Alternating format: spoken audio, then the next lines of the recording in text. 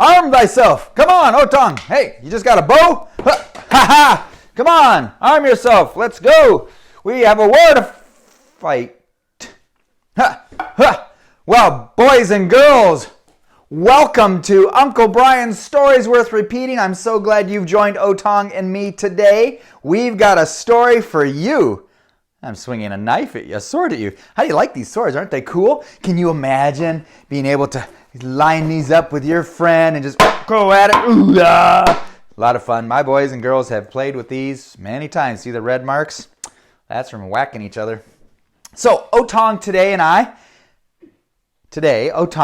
and I, I'm getting my words all goofed up. Okay, we've got a special story from Uncle Arthur's Bedtime Stories called Dive Bombers. So, this story comes from any city in America, it could be, probably a few years ago, where there was a boy named Dennis. And Dennis was in his yard, having a good old time playing. Maybe he was climbing a tree. Who knows what he was doing. And all of a sudden, he heard his neighborhood boys come running past. And they had on a shield and a sword. Some of them had helmets on. And he looked over his fence and said, "Hey, where are you guys going?" And they're like, "We're off to fight a war. And he's like, "What do you mean fight a war? What are you going to fight?" "What do you think they're going to fight, Otong? Are they going to go fight the neighborhood kids? What do you think? Is that a good idea?" No. And not a good idea. "You need a sword, Otong." "Yeah, because you never know when I might try to get you." So they weren't going there. He said, "Well, what you going to fight?" And the boy said, "We're going to go get some wasps and fight them." And Dennis thought, "Oh, that sounds really fun. Oh, that'd be cool." And he went and he was getting ready to run inside and say, "Hey, Mom, can I join the war?" And she said, "Join the war? What war are you going to fight, Dennis?" He said, "Well, the boys, they're all going out and they're going to fight these wasps. It's going to be so much fun." And Mother was kind of looking at him a little bit strange. You know, mothers of boys have a special problem. And I'm thinking of a particular family right now, and I know they're watching here too probably. Got quite a few boys. A mother of boys probably wonders, what planet is the mind of a boy from? Or maybe there isn't a mind. So the mother was just confused, thinking to herself, I don't understand. And just as she was getting ready to say, I don't know what's going to happen, Daddy walked in the back door. And he says, "What's this I hear about?" And Dennis says, "Oh, Dad, the boys are going to go fight some wasps. I want to go join them." And he said, "Absolutely not, Dennis. That is a fool's errand. Don't do that. I forbid you to go." "Yes, Father." And Dennis dropped his head, went out the back door, and sat on the edge of his fence and just watched the boys go running by. Now, what do you think, boys and girls? If you're going to fight some wasps, think these are good ideas? Sword, pew, pew, pew. Or do you think it would be better to have something like this? Ha! Woo! Woo! Woo! Now, this is a serious, awesome kind of double-handed sword. When my son and I would go whack, smash, smash with these. These are great, but do you think this will work against a wasp? No. Now, what do you think? Maybe this would help for a wasp. I'm going off camera here for a second. What do you think? What about having like this? If I put this over my head, and then if I take this and fight a wasp, you think that's a good idea? No. Not a good idea. Okay. But Dennis just had to sit there, and he had to watch as all the boys went running past. And he waited, and about 15 minutes later, they came back just saying, "Ah, we did it! Yes, we won the war! We had a great battle! We did it!" And they were just being all proud. "You should come next time, Dennis. Don't wimp out. You can do it." And they went on by. Well, a couple of days later, Dennis was out in his backyard again playing. And his mom was in the house somewhere. And Otong, what do you think happened?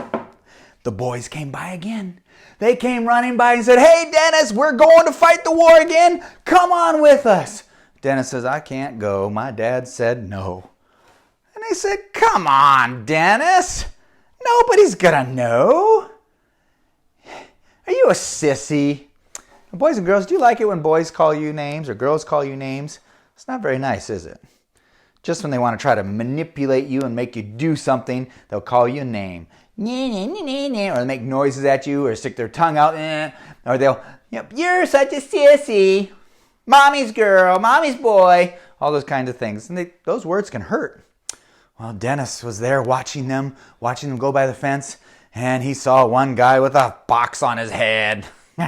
Not so smart. And he saw some others with their shield. And one even had... Can you imagine? One even had a cooking pan on his head with the handle sticking right out there. That was a smart one there. But, so as he's going by, he begins to have a thought in his mind. The thought was, "Hey, Dad's not home yet. Mom's not looking. Maybe you could just get there and fight the war and come back and they'd never know." Boys and girls, should you do that? Should you listen to that voice? No, not a good idea.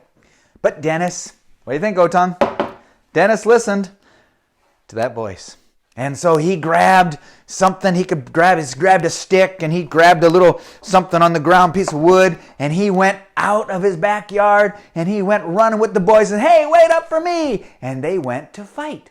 And so they're out in the field and they're looking and fighting. One of the boys is looking around and says, "Hey, I found one." And he points up to a big... It's ringing for some reason. There, it stopped. So I don't know. Are we back to recording? Okay, good. I had actually put the thing on there to turn it off. But so the older boy looks up there and he says, "I see one." And he takes a big old rock and he throws it up and he hits the nest and like, "Come on, let's fight."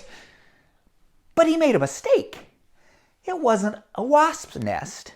It was a hornet's nest. And those hornets are mean. And they're big. And they started to swarm and to come out. And they were dive bombing. And the boys are like doing whatever else. And who knows what. I can just imagine this. The guy with the metal can. Boink. Or maybe he swung and he hit the handle. Wouldn't that be hilarious? But then the hornets are... And it... Ow, ow, and they start running away. Just run as fast as they can. But hornets can fly. They fly, Otong. They do. And they're just going. And Dennis is doing his best. He's doing. And all of a sudden, a hornet landed right on his lip. And pow! Ow! Right on the lip. Oh! And they started. The boys just ran as fast as they could. Dennis came running home, and the boys all went running home, and they were all hurting and so forth. Luckily, none of the boys were allergic to those stings yet, or that could have been fatal. My brother, if he got stung, he could die. Those boys were not being very smart. Well, that night, Dennis was there at the dinner table, sitting across from his mom and his dad, and he's trying to eat his food, but every single bite, it was hurting because he got stung right on the lip. And he had his little Band-Aid right there. And almost every bite almost made him want to cry. And finally his daddy said, "Son, that wasn't such a good idea." And he said, "No, Father, it wasn't." He says, "So what do you learn from that? What would have helped that fight?" He says, "Oh, Dad, we didn't have the right defenses against that." He said, "Yeah, that's right. They had way too many dive bombers." He said, "That's true, but there's something else you could have learned." "Yes, we were fighting without orders. We weren't where we were supposed to be." And his dad said, "That's right, Dennis. I want you to remember that." And so Dennis learned a big lesson that day, that there comes a time, the Bible does talk about how we are to put on the full armor of God, having the sword of the Spirit, having our helmets of salvation and our breastplates of righteousness and this part covered with truth, and our feet filled up with the preparation of the gospel and this big old shield of faith, whereby we can quench the fiery darts of the enemy. There's a time to fight, but not without orders, and certainly not frivolous things and not disobeying your parents. So boys and girls, what do you think of that, Otong? Ooh, that could have hurt you. That's a big one. Boys and girls, thanks so much for visiting Otong and me today. Uncle Bryan's story's worth repeating, and I look forward to seeing you next time. And until then, fight the good fight of faith. Okay? Obey your parents. Talk to you later. Bye-bye.